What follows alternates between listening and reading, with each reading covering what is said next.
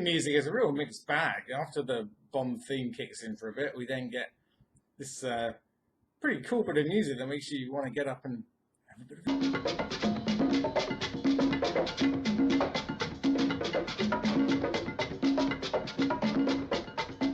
We then get a really quite horrible piece of music about murdering a cat with a knife while we're watching three assassins on the way to an assassination.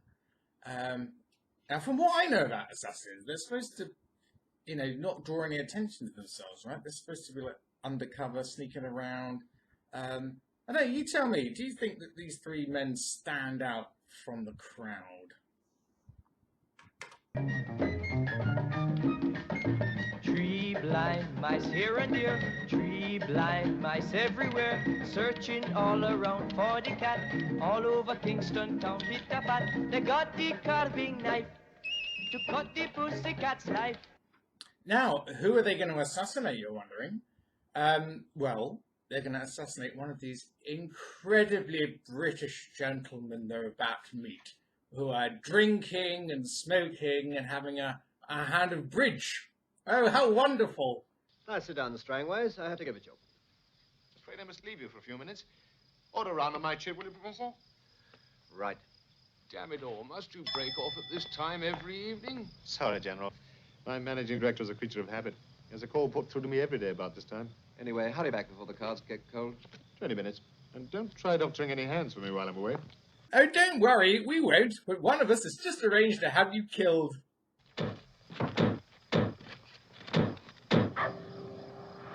And your work, colleague, I'm afraid.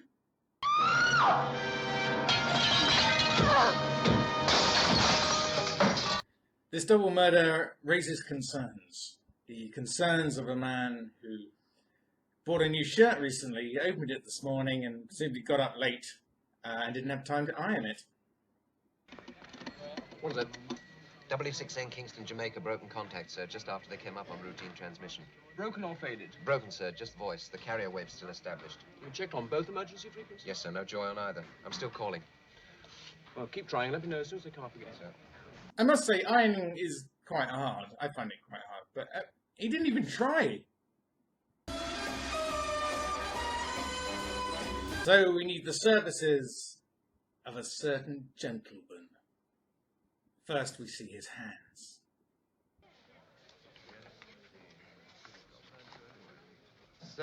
Then we see his back.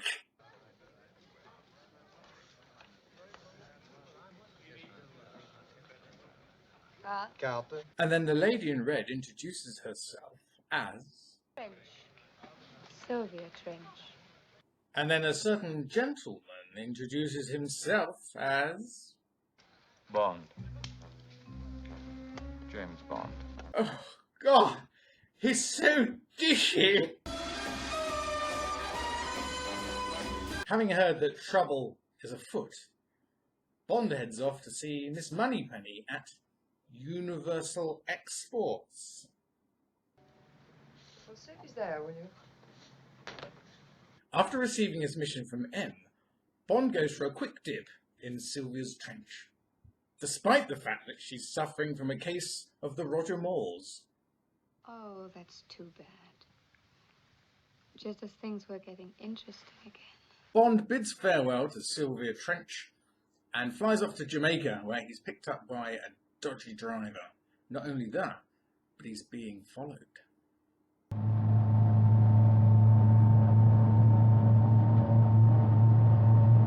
Having lost the tail, the dodgy driver is confronted by Bond, who uses admirably good grammar.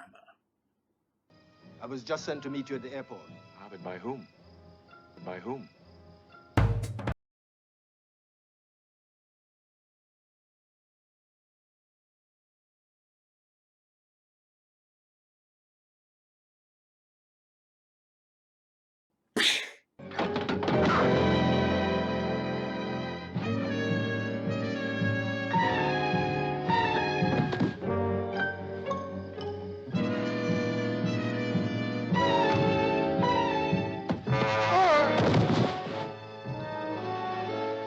Get up.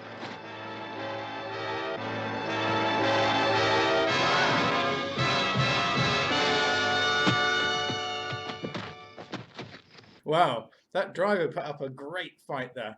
Although, in fairness, he was a pretty good driver. Give him that.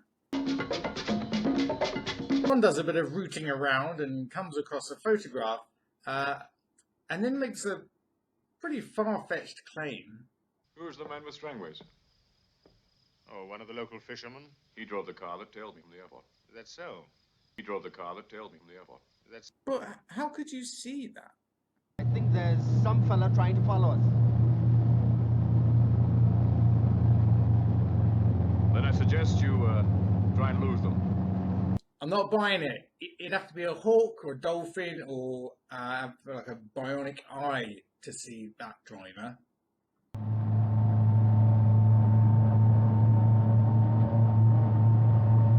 Bond goes for a stroll along the beach, looking super cool in his suit with one hand in his pocket.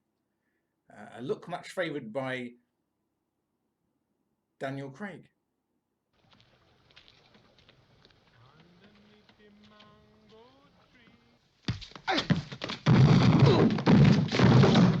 After a bit of a dust-up, Bond meets series regular Felix Leiter. You must be James Bond. So, who? James Bond. Okay, James Bond it is then. Bond, Leiter and Quarrel all head out for a night on the Raz. That is, drinking, food, dancing, spying a dodgy girl with a camera.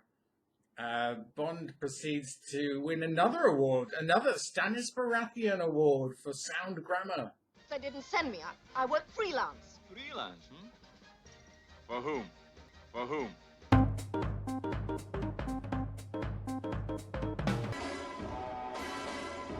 Quarrel twists her arm while Bond demonstrates that he's a cold bastard. Tell us and you'll stop.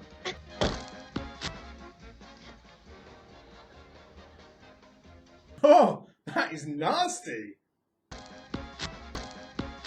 We don't get nothing out of this gal. You want for me to break her arm? Break her arm? There's no way Bond is going to allow that. Another time. Meanwhile, Professor Dodgy Dent, who knows a thing or two about radioactivity, goes to visit Dr. No in his lair.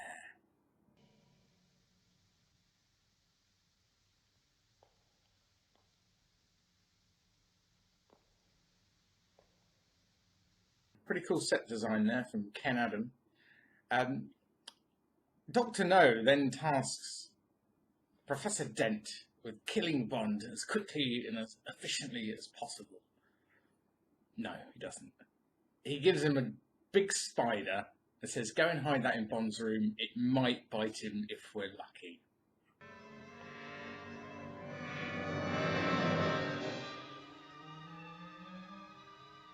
Tonight. Back to Bond, who is rocking the white shirt, black tie, gun holster look.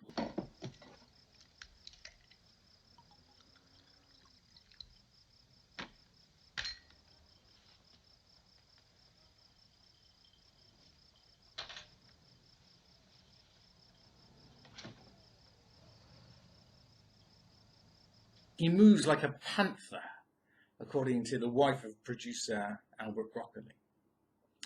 In this next clip, he kind of loses his cool, though. He's not quite so panther-like.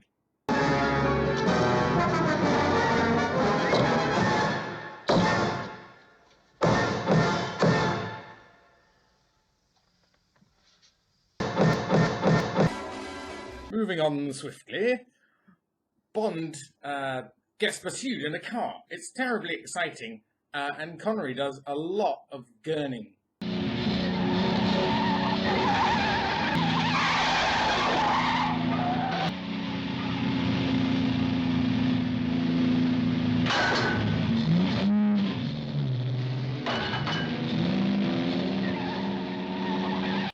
I'd swear he's making his own revving sounds there. The chase ends with this flaming monster.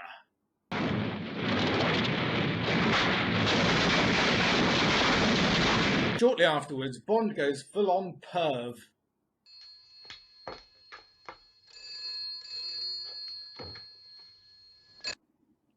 What is he doing?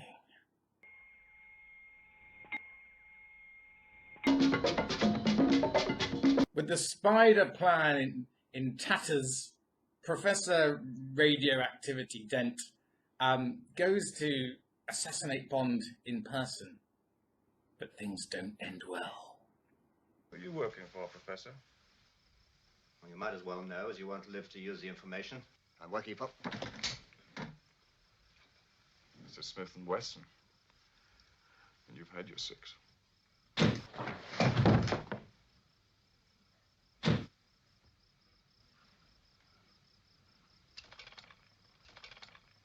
Bond's had enough of all this pissing around, so he heads off to the island where the radioactive rocks were found with Quarrel, and then they go to sleep on the beach. And then in the morning, this hot honey comes out of the sea.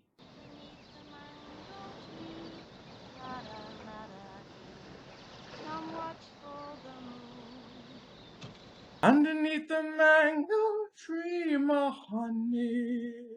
Underneath the mango tree, my honey. Stay where you are. I can assure you my intentions are perfectly honourable. The three of them head upriver deeper into the island of Dr. No. And Bond kills somebody by... I don't know. Your guess is as good as mine.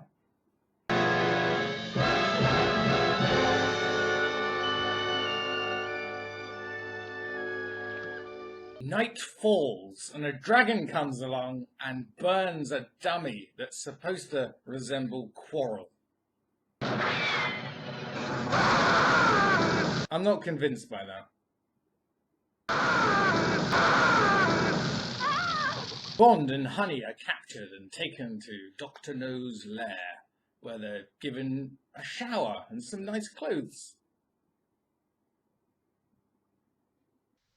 Sleepy.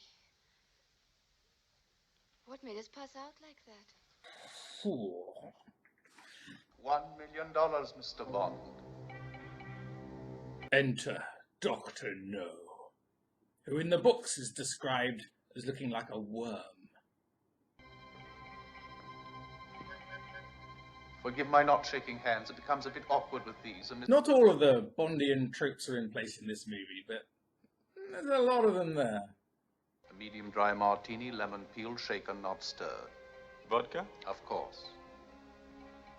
What's this strange little moment all about?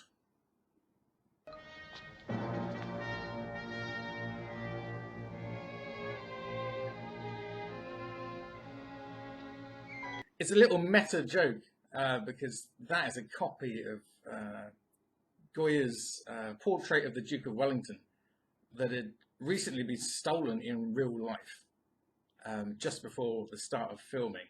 So now we know who stole it. It was Dr. No. After some verbal argy-bargy between Bond and Dr. No, Bond is locked in his cell overnight and attempts to escape. That shock and fall has quite an effect on Bond's wardrobe, I must say.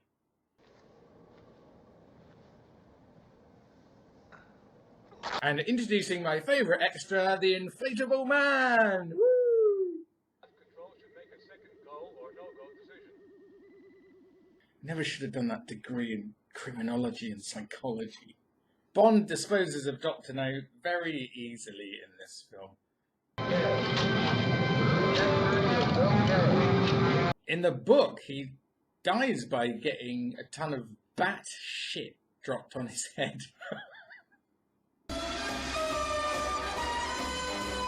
Suddenly, everything is on the verge of exploding. It's like the end of any Bond film, really. Connery's running away to escape. He's surprisingly light on his feet for a large man.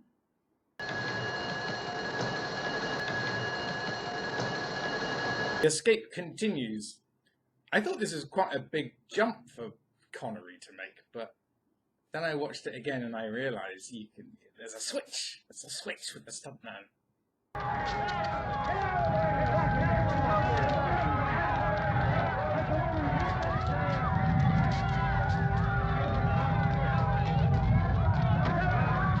Tom Cruise would have done that jump himself.